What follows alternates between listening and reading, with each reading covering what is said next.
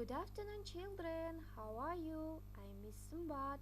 Today our theme Save Our Animals. First lesson. Қайырлы күн балалар, қалдарың қалай? Сендермен мен Miss Sumbat, және бүгінгі біздің сабақтың тақырыбы біздің жануарларымызды аман алып қалу жөнінде. Let's start. Сабақты бастамас бұрын бүгінгі біздің сабаққа қажетті жаңа сөздермен танысатын боламыз. New words. Endangered. Жоғалып кету қаупі бар. Panda. Panda. Rhino. Носорог. Snow leopard. Қар барысы. Close to dying. Өлімге жақын. A habitat. Мекендейтін. Spot. Орын. All of you listen and repeat after me. Барлығымыз тыңдап және қайталаймыз.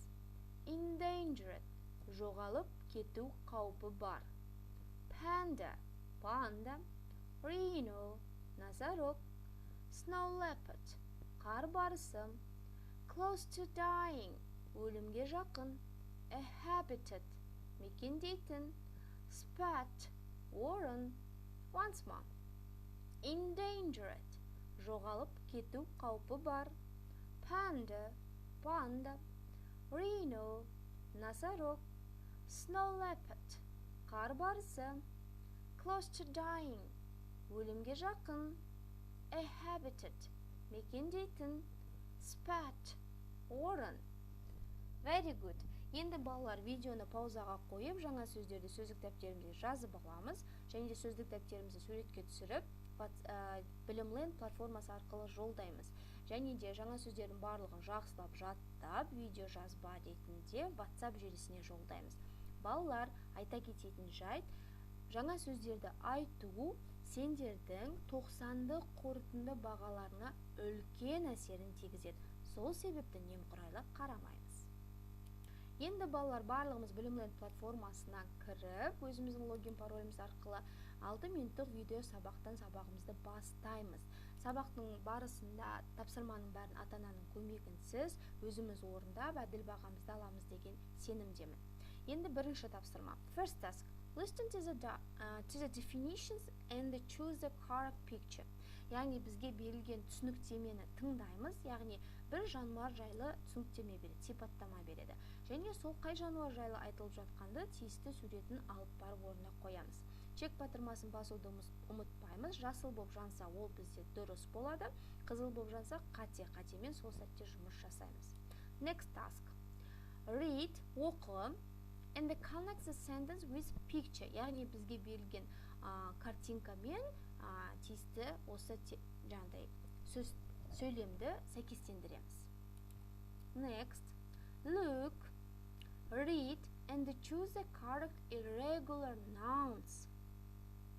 Бұл жерде бізге қара деп жатыр суретке, және де зат есімнің көпше түрін айт деп жатыр, белгіле деп жатыр.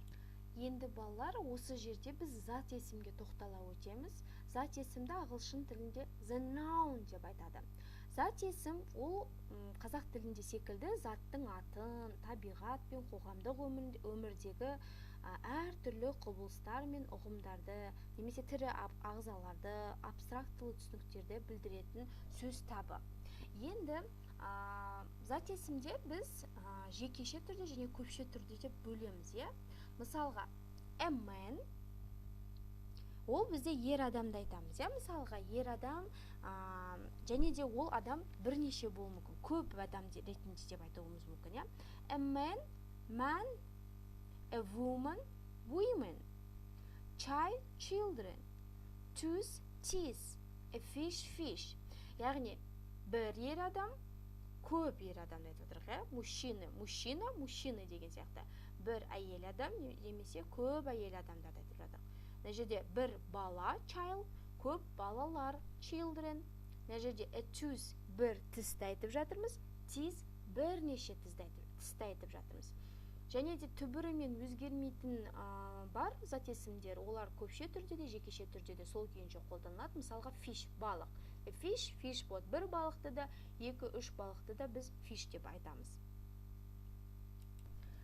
All of you listen and repeat after me. Қанеки барлығымыз тыңдап, менен кейін қайталаймыз. A man, man. A woman, a woman. A child, children. A tooth, teeth. A fish, fish. Once more. A man, man. A woman, women. A child, children. A tooth, teeth. A fish, fish. Яғни бұл зат есімдердің көпше түрі қалай болатынын барлығын жазып, жаттап аламыз, иә?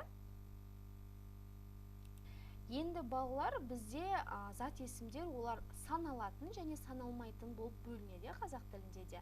Мысалға саналатынды біз countable дейміз, және саналмайтынды uncountable деп айтамыз.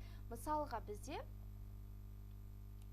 енді бізге балалар мысалға саналатынға біз a beauty дейміз, әдемі, ол жақты айтқан кезде, иә, саналатынға жатады. Ал uncountable саналмайтынға beauty, мысалға артикльсіз болатын болса, ол жерде біз әдемілікті айтып жатырмыз, абстрактылы түрде айтып жатырмыз, біз оны санай алмаймыз.